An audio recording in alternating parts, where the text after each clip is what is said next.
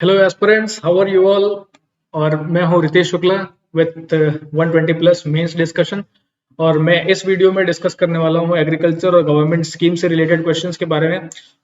इस वीडियो के भी दो सेक्शंस होने वाले हैं और मैं हर वीडियो में ही ये बता रहा हूं कि आखिरकार इस वीडियो का पर्पस क्या है। तो ओवरऑल जो पर्पस है वीडियो का वो क्वेश्चंस के मेंस के कुछ स्पेसिफिक क्वेश्चंस जो कि प्रॉबल क्वेश्चंस हैं और उसके स्पेसिफिक आंसर फॉर्मेट को यहाँ प्रेजेंट कर रहे हैं हम। और आंसर जब बता रहे हैं तो उसमें ये भी बता देते हैं कि कौन सा पोर्शन आपको लिखने की जरूरत है, कहाँ पे आपको डायग्राम्स बनाने हैं, कहाँ पे आपको ग्राफ्स बनाने हैं, कहाँ पे स्टैटिस्टिक्स प्रेजेंट करना है, कहाँ पे स्टैटिस्टिक्स बिल्कुल भी इररेलेवेंट है, कौन सी चीजें आपको कहाँ पर पॉइंट आउट करनी है जिससे कि आपको जो है प्रेजेंटेशन अच्छा लगे, आंसर जो है ओवरऑल अच्छा दिखाई दे और ओवरऑल जो स्ट्रक्चर है वो क्वेश्चन के अकॉर्डिंग हो और you will be getting more and more answer, more and more marks as far as the answer presentation is concerned. So this is the basic purpose of all these videos, that is why we are presenting it. Also अगर इसमें से अगर आपको कोई specific content provide होता है कोई question को लेके, it is also going to prepare you for 120 questions at least through these videos. तो ये काफी ज्यादा हेल्पफुल होगा and we do hope that you are going to get as much help to these videos when you are going to appear for your mains exam of 2021. All right, तो ये बाकी UPSC preparation जो preparation करने वाले candidates हैं उनके लिए भी है। So we will start with this particular portion and I will be going on to the question now.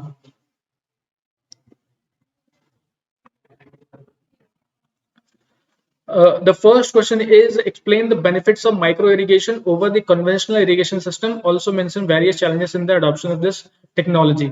तो micro irrigation काफी पॉपुलर फॉर्मेट है as far as UPSC aspirants are concern. इसके बारे में आपको जानकारी होगी माइक्रो इरिगेशन के बारे में। टाइम टू टाइम एग्रीकल्चर के पोर्शन में इसको जो है बताया ही जाता है और इसमें जो टेक्नोलॉजीज यूज होती हैं उसके बारे में भी बताया जाता है। तो it is a overall crisp topic और इस टॉपिक से ही स्ट्रेट अवे क्वेश्चन है कि माइक्रो इरिगेशन क्या है और ये जो है कन्वेंशनल इरिगेशन जो पहले के इरिगेशन से उससे कितना ज्यादा एडवांटेजेस है वो बताना है। Also mention various challenges in the adoption of technology, जो टेक्नोलॉजी इसके लिए अडॉप्ट करनी है वो क्या हो सकती है, ये जो है हमें प्रेजेंट करना है ओवरऑल आंसर में। तो जो माइक्रो इरिगेशन है, दो you would be knowing it, इसको कहते हैं कि लेस वाटर यूज। इसको इस प्रकार समझ सकते हैं कि पानी की जो इस्तेमाल होती है खास करके इरिगेशन पर्पसेस को लेके उसको काफी कम किया जाता है और ये जो लेस वाटर यूज है उससे क्या होता है कि जो क्रॉप की ईल्ड होती है वो भी काफी अच्छी हो जाती है और जो जर्मिनेशन सीड को जर्मिनेशन जो इनिशियल पार्ट्स में जो वाटर की अवेलेबिलिटी है उसको बहुत ही प्रचुर मात्रा में होने की वजह से उसको भी काफी हेल्प मिलता है। ठीक है, तो इसलिए micro irrigation are very much important.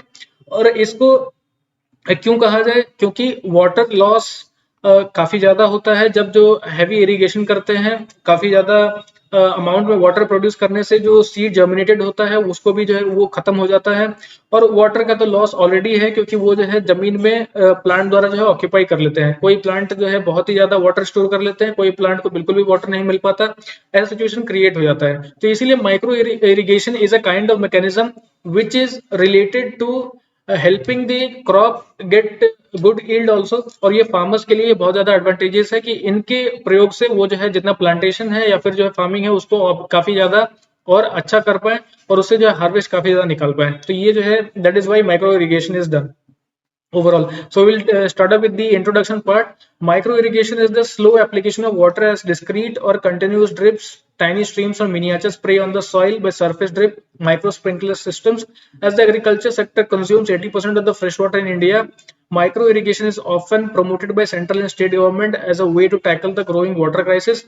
This is because drip and sprinkler irrigation delivers water to farms in far lesser quantities than conventional gravity flow irrigation.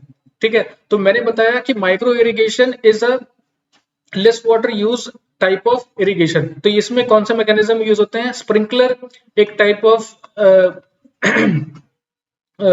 Technology है जिसको इस्तेमाल किया जाता है फार्म लैंड्स के बीच में जो छोटे छोटे उसमें होल्स करके और उसको जो है प्रेशर के द्वारा वाटर को जो है स्प्रेड किया जाता है, that is what sprinkler is. और ये जो स्प्रिंकलर की एक्टिविटी है उससे क्या होता है कि वाटर जो है लेस अमाउंट में फील्ड पे जाता है, और जो लेस अमाउंट में जाता है वो उसके छिटकाव से जो सॉइल को जितना अमाउंट चाहिए उतना ही अमाउंट वहां पर प्रोड्यूस हो जाता है। तो sprinkler, what actually sprinkler is doing, it is giving ample amount of water, not very less, not very much.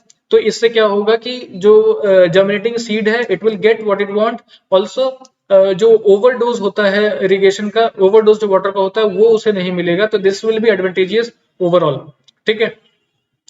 अब agriculture sector consumes 80% of the fresh water, ये भी काफी इंपॉर्टेंट एस्पेक्ट है कि जो एग्रीकल्चर सेक्टर है, क्योंकि इरिगेशन हमारे यहाँ कई एरिया में नहीं पहुंचते, और जहां पे पहुंचते हैं वो रिवर्स के कारण होते हैं, जहां पर हो सकता है कि फ्लडिंग काफी अच्छी हो जाती है तो उससे जो है वो इरिगेट कर पाते हैं। लेकिन जहां पे जो फ्लडिंग हो जाती है उससे जब इरिगेशन करते हैं तो वो लार्ज अमाउंट ऑफ वाटर को जो है फील्ड में छोड़ देते हैं, और उससे वो सोचते हैं कि हो सकता है कि इससे जो है काफी ज्यादा पैदावार हो जाए या फिर काफी ज्यादा जो है सिचुएशन क्रिएट हो जाए क्रॉप के लिए। तो जो फ्रेश वाटर है उससे 80% जो वाटर है उसको यूज किया जाता है इरिगेशन के लिए। And as we see that cities में फ्रेश वाटर की काफी ज्यादा कमी है, और बहुत सारे ऐसे एरिया में, अगर महाराष्ट्र का लाटूर एरिया अगर आपने सुना होगा, न्यूज में टाइम टू टाइम आते रहता है, जो विदर्भ का रीजन है वहां पर बहुत ज्यादा प्रॉब्लम है फ्रेश वाटर को लेके। तो will have to store fresh water so that अगर कहीं से किसी जगह पर सप्लाई करना हो तो will have to, we could do it. ठीक है। Is often prompted by central and state governments, और because drip and sprinkler irrigation deliver water to farms in far lesser quantities. अब ड्रिप भी एक प्रकार का सिचुएशन है, स्प्रिंकलर भी एक प्रकार का मैकेनिज्म है, टेक्नोलॉजी है, जिससे कि वाटर जो है काफी कम मात्रा में जो है प्रोड्यूस किया जाता है। और जब वो छिड़काव कम मात्रा में किया जाएगा तो इवेंचुअली जो लार्जर अमाउंट ऑफ वाटर था उसके जगह पर कम अमाउंट होगा, और larger amount of water we can save that, क्योंकि उसकी नेसेसिटी है, जरूरत है। ठीक है। Now benefits of micro irrigation systems, water saving. Micro irrigation is prove to be an efficient method in saving water and increasing water. ठीक है। Micro irrigation what it does, it is saving water, क्योंकि large ज्यादा हम amount of water जो है इस्तेमाल नहीं कर रहे, कम अमाउंट ऑफ इस्तेमाल कर रहे हैं, क्योंकि एग्रीकल्चर में ही पानी की ज्यादा खपत होती है, उसको जो है रोका जा रहा है और बहुत ही मिनिमल अमाउंट ऑफ वाटर इस्तेमाल किया जा रहा है। तो ये वाटर सेव किया जा रहा है। ठीक है। This is the benefit of micro irrigation. Use efficiency as compared to the conventional surface method of irrigation where water use efficiency is only about 35 to 40%। ठीक है। एफिशिएंसी, अगर बहुत ज्यादा पानी भी प्लांट को अगर दे दिया जाता है तो उसकी जो एफिशिएंट यूज है वो भी 35 टू 40%, या फिर अप्रोक्सीमेट अगर कहा जाए तो इससे भी कम है, जो कि प्लांट जो है अपने रिसोर्स के लिए यूज करता है। बाकी जो पानी है वो जो है अब्सॉर्ब कर लिया जाता है वहां के सॉइल पे। तो ये करने के जगह पर हम क्या कर सकते हैं कि उसमें जो है थोड़ा जो है वाटर का अमाउंट देंगे जो कि वो प्लांट केवल ऑब्जर्व कर ले, and our purpose is done there. ठीक है। Increase irrigation efficiency, the on farm irrigation efficiency of properly designed and managed irrigation systems is estimated to be about 90%. Farmers using a pumping system to irrigate their fields should ensure that pump and pipe size are fitting with their needs, thus avoiding water energy overuse and consequent leakages। अब मैंने बताया कि जो farm irrigation करते थे ऐसे specific area में जहां पे रिवर्स में फ्लड हो जाते हैं, या फिर एम्पल अमाउंट ऑफ वाटर कहीं पे गांव में छोटा छोटा जो है डीप इम्पैक्टफुल जगह होता है जहां पे पानी स्टोर किया जाता है, वहां से वो इरिगेशन करते हैं। लेकिन वो भी जो इरिगेशन होता है वो काफी ह्यूज चंक ऑफ वाटर से होता है, उसको जो है ज्यादातर रिड्यूस करने की जरूरत है। अगर वाटर पंप की भी इस्तेमाल कर रहे हैं तो वहां पर भी स्प्रिंकलर लगा दिया जाए, ताकि जो है वो एम्पल अमाउंट ऑफ वाटर ही खर्च हो पाए एक बड़े फील्ड में। ठीक है। Higher yields, the yields are higher than traditional flood irrigation. Productivity gain due to use of micro irrigation is estimated to be in the range of 20 to 90% for different crops. Yield of crop increase up to 55% in wheat, 20% in gram, 40% in soybean। तो जो sprinkler से irrigation जो हुआ है उससे आखिरकार क्या फायदा हुआ, तो 45% increase in yielding of wheat, 20% in gram and 40% in soybean. This has been found by the ministry of agriculture, और उन्होंने अपने रिपोर्ट में इसको प्रोड्यूस किया था कि जो स्प्रिंकलर इरिगेशन है उसके थ्रू जो प्रोडक्शन है उसमें काफी जो है इंक्रीज होता है। तो आप जो है जब भी इरिगेशन करें तो do it through micro irrigation. Alright. Less water loss is also less loss of water due to reduction in loss of water in convenience, and also reduction in loss of water through evaporation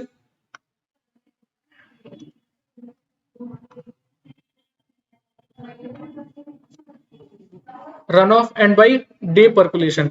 अब क्योंकि अगर large amount of water अगर field पर है तो definitely because of the heating process evaporation के chances हैं।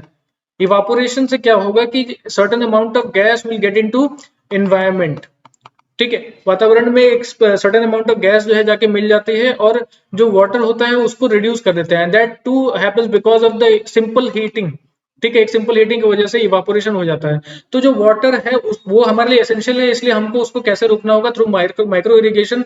Less amount of water जो कि एक्यूमुलेटेड नहीं है और वो छिटकाव में प्रोड्यूस होता है, इससे ज्यादातर जो हीट इम्पैक्ट है वो अलग अलग जो वाटर के ड्रॉपलेट्स हैं उस पर ना पड़ के वो जो है ओवरऑल अब्जॉर्व कर लिए जाएंगे ऑलरेडी सॉइल्स द्वारा या फिर प्लांट्स द्वारा। तो इनका एफिशिएंसी काफी ज्यादा बरकरार रहेगा, साथ ही साथ जो एक्यूमुलेशन ऑफ वाटर था वो कम हो जाएगा, तो लॉस ऑफ वाटर काफी कम होगा, ठीक है। Reduction in water consumption in micro irrigation also reduces the energy use that is required to lift water from irrigation wells, ठीक है। जो इलेक्ट्रिसिटी यूज होती है काफी ज्यादा, जैसे कि वेल होता है वहां से मोटर लगाया जाता है, मोटर से जो है पानी वेल से निकाल के और उसको जो है काफी ज्यादा फील्ड पे फैलाया जाता है, उससे भी राहत मिलेगी क्योंकि जो इलेक्ट्रिसिटी बिल है वो भी जो उसे माउंट करता है। तो केवल एक छोटे से टब में भी अगर काफी ज्यादा पानी जो है एक्यूमुलेट करके वहां से स्प्रिंकलर को कनेक्ट कर दिया जाए तो जो फील्ड में स्प्रिंकलर के थ्रू जो पानी होगा that will be very much helpful, ठीक है। तो that will be energy efficient too. Alright, challenges in the adoption of this technology. Electricity, uninterrupted availability of electric power is required. The electric unavailability in India affects the timing and supply of water to crops because the crop water requirement in farms neither coincides nor follows India's timing of power availability or unscheduled power outages.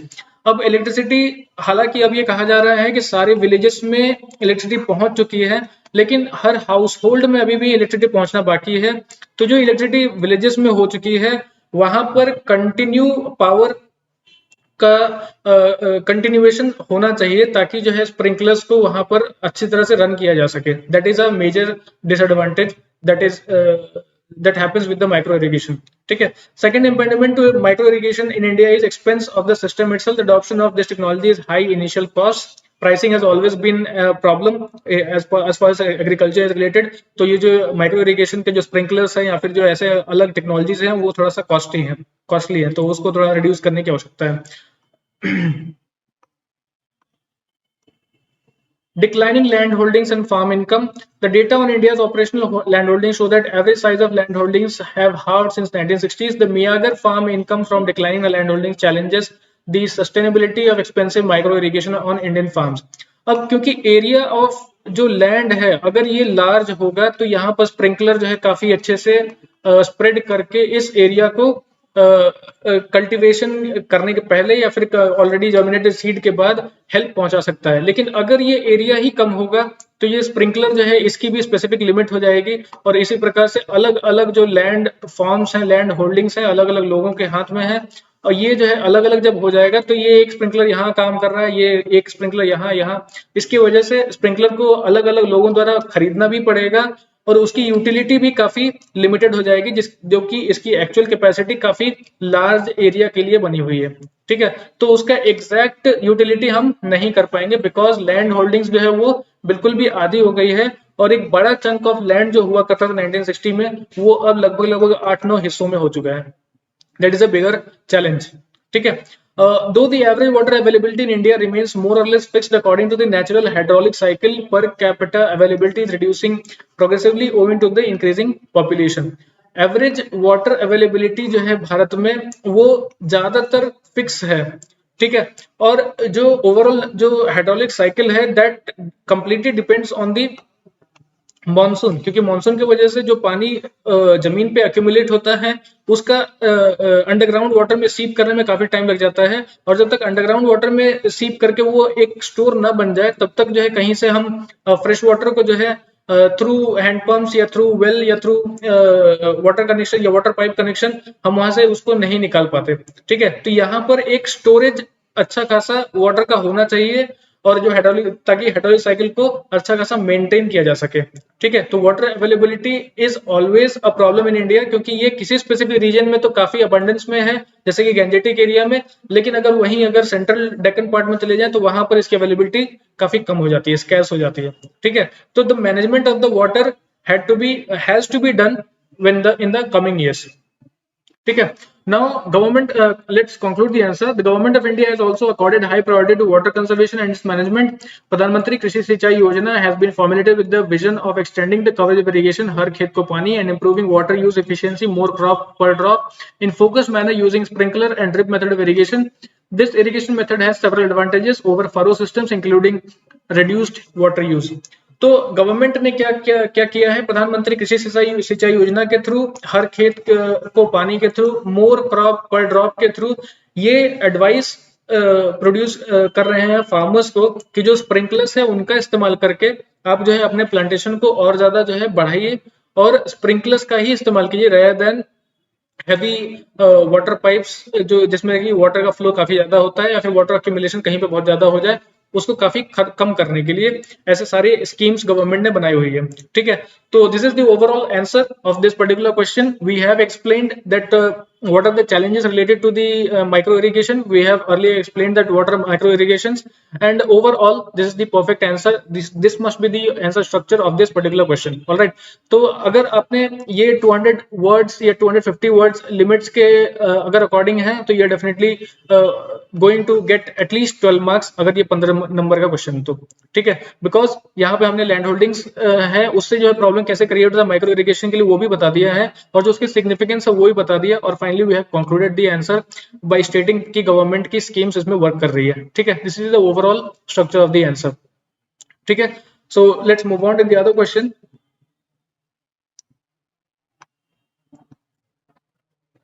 How does subsidy to farmers help in improving on their income in India? This is also a very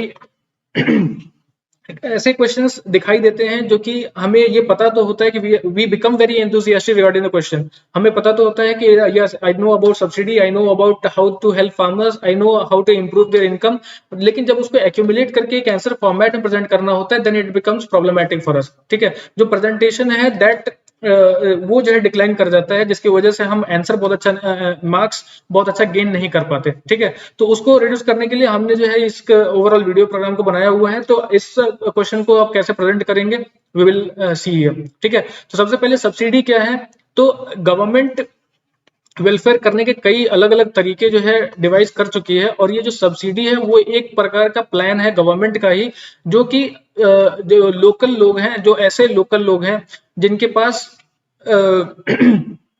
economically या financially बहुत ज्यादा strong नहीं होते, और लेकिन उनको आवश्यकता पड़ती है किसी न किसी चीज की, उस जो ओवरऑल जो नेसेसिटी है जिसकी आवश्यकता है लोकल सिटीजन्स को, उसको कंप्लीट करने के लिए, उसको जो है प्रोवाइड करने के लिए लोकल लोगों को सब्सिडीज का इजाद किया गया। ठीक है, गवर्नमेंट जो है सब्सिडी जो है एक स्पेसिफिक प्रोग्राम बनाया गया ताकि हमारे यहाँ का जो लोकल व्यक्ति है, जो हो सकता है कि अनएम्प्लॉयड हो, जो अपने लिए अर्निंग नहीं कर पा रहा है, जो कि एक स्पेसिफिक रीजन में रह रहे हैं और जहां पर जो है एम्प्लॉयमेंट हो सकता ना हो, उनको भी नेसेसिटी जो भी उनकी है उनको पूरा करने के लिए सब्सिडाइज चीजें अवेलेबल करा देती है गवर्नमेंट। ठीक है, तो गवर्नमेंट का ओवरऑल वर्क ही है कि वेलफेयर करना, तो उस वेलफेयर में किनका वेलफेयर करना है, जो लोकल ऐसे लोग हैं जो कि एक स्पेसिफिक काइंड ऑफ एनवायरमेंट में रह रहे हैं, एक स्पेसिफिक काइंड ऑफ रीजन में रह रहे हैं। ठीक है, तो we will start with this.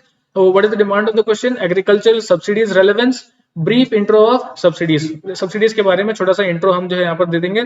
Agricultural input subsidies have long been used to promote smallholder farmers' use of inputs, increase wages, reduce food prices, promote economic growth. Since many years, the Indian government has been providing input subsidies to agriculture sector in direct and indirect form for encouraging agricultural production.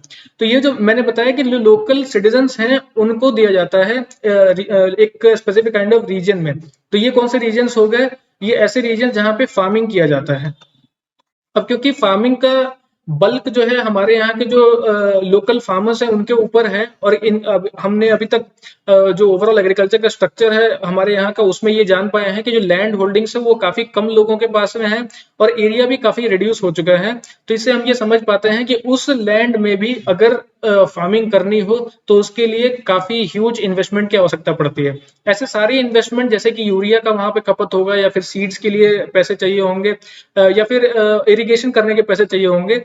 इन सारे methods, क्योंकि ये भी जो expensive है, तो इन methods को government ही subsidise कर देती है। यानी कि अगर 50 रुपीज में कोई सीड अवेलेबल है तो गवर्नमेंट उसको सब्सिडाइज करके लोकल फार्मर को केवल 10 रुपीज में ही अवेलेबल करा देती है।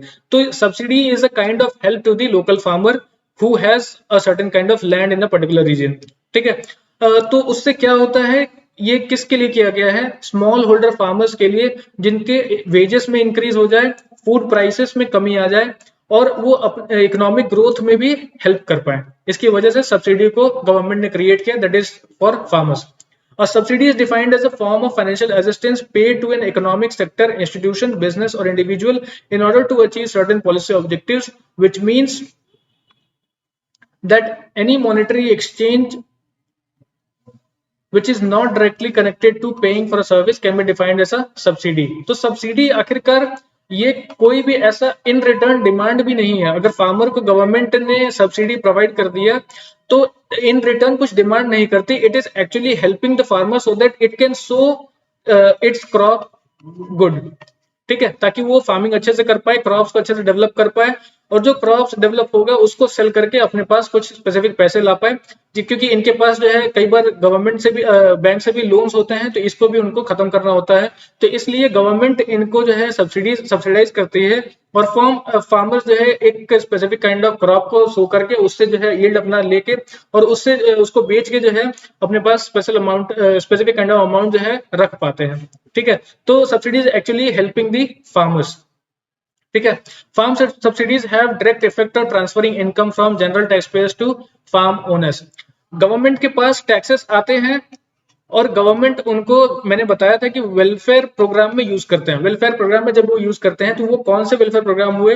तो फार्मर्स को लेके स्पेसिफिक प्रोग्राम जैसे कृषि सिंचाई योजना है, तो उसमें गवर्नमेंट जो है इन्वेस्टमेंट करती है और एक specific kind of criteria create कर देती है जिससे कि सारे फार्मर्स को हेल्प मिल सके। ठीक है, और उसमें ही सब्सिडी का एक प्लान कर देगी, तो that subsidy will be directly going to the farmers through tax payers by the government. ठीक है, the small and marginal farmers have a large share in fertilizer subsidy in comparison to their share in cultivated area. A reduction in fertilizer subsidy is therefore likely to have adverse impact on farm production and income of small and marginal farmers। ठीक है, fertilisers का भी इस्तेमाल काफी ज्यादा होता है, काफी ज्यादा उपयोगी है क्रॉप के प्रोडक्शन में। तो फर्टिलाइजर को लेके जो सब्सिडी है उसको अगर रिड्यूस कर जाता है तो वो बहुत ज्यादा इम्पैक्ट करता है, खास करके फार्मर्स के लिए। ठीक है, तो गवर्नमेंट क्या करती है, ऐसे फर्टिलाइजर सब्सिडाइज कर देगी, कुछ ऐसे स्पेसिफिक सीड्स हैं उनको सब्सिडाइज कर देगी, कुछ ऐसे मैकेनिज्म है जो कि इरिगेशन के फॉर्मेट होते हैं फील्ड में उसको सब्सिडाइज कर देगी। तो government is overall helping those chunks of farmers जिनके पास ऐसी अवेलेबिलिटी नहीं हो पाती because of lack of money. ठीक है, तो ये एक प्रकार से हेल्प है by the government to the farmers. The large farmers were treated on par with the small and marginal farmers, causing regression in the sectorial development। अब क्योंकि हमारे यहाँ पर जो लार्ज फार्मर है वो स्मॉल अमाउंट में है, लेकिन इनके पास लार्ज चंक ऑफ लैंड होता है। लार्ज चंक ऑफ लैंड होने का मतलब है कि इनके पास, क्योंकि इनके पास पैसे भी अच्छे होते हैं और उस पैसे से वो फार्मिंग अच्छे से कर पाते हैं, उसका सेल अच्छा खासा होता है, उनकी पकड़ भी मार्केट में होती है, इवन एपीएमसी में अच्छा खासा मार्केट होता है जो कि स्टेट की मार्केट है, मंडी है, और इससे जो है वो ज्यादातर पैसे निकाल पाते हैं। तो ये जो लार्ज फार्मर्स हैं इनके होने की वजह से जो स्मॉल फार्मर्स है उनको बहुत ज्यादा एडवांटेज नहीं मिल पाता। ठीक है, ये जो है सेक्टोरियल डिवीजन भी है लार्ज फार्मर और स्मॉल फार्मर के बीच में। ठीक है, तो सब्सिडीज जब गवर्नमेंट अलाउ करती है तो वो इनके लिए भी हो जाता है, वो स्मॉल फार्मर्स के लिए भी हो जाता है, क्योंकि government is helping each and everyone. ठीक है,